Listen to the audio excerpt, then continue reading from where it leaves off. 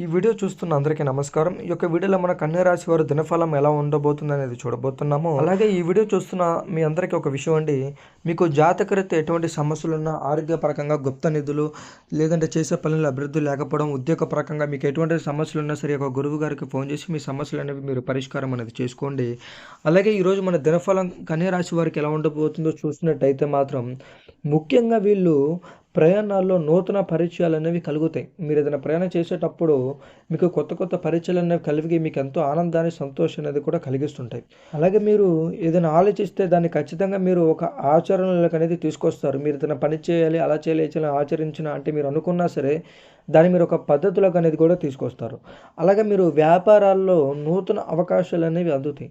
అంటే మీరు చేసే పనిలో కానీ ఎలాంటి వ్యాపారం అయినా సరే మంచి లాభాలు పొందుతూ ఒక మంచి మంచి అవకాశాలు అనేవి మీరు ఖచ్చితంగా అనేది అందబోతున్నారు. అలాగే ఈరోజు మీరు ప్రేమించిన వాళ్ళు కొంతవరకు ఇబ్బందులు పడుతుంటారు కదండీ! మాట వినకపోవడము. అలాంటి వారు కూడా ఈ కన్యా రాశి వారు అనేది ఖచ్చితంగా మీరు మీ ప్రేమించిన వాళ్ళతో ఈరోజు ఏకాంతంగా, సంతోషంగా అనేది కూడా గడపడం అనేది కూడా జరుగుతుంటది. అలాగే మీకు వృత్తి, ఉద్యోగాలలో నూతన ప్రోత్సాహకాలు అనేవి కూడా అందుతాయి.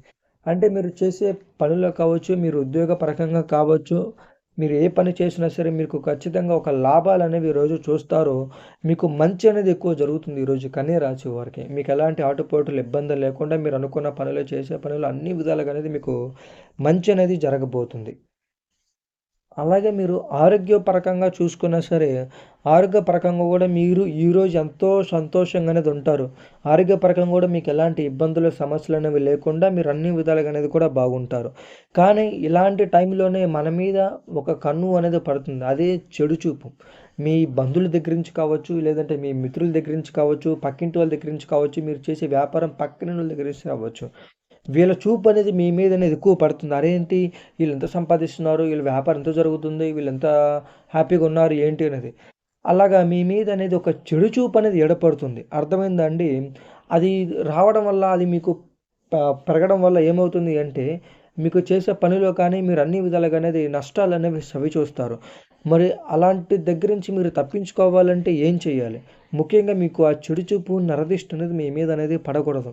అలాంటి సమయంలోనే దానికంటూ మనం ఒక ప్రత్యామ్నాయం అనేది కూడా ఆలోచించాలి. అది ఒక గురువు గారి నంబర్ అనేది మీకు ఇస్తాను.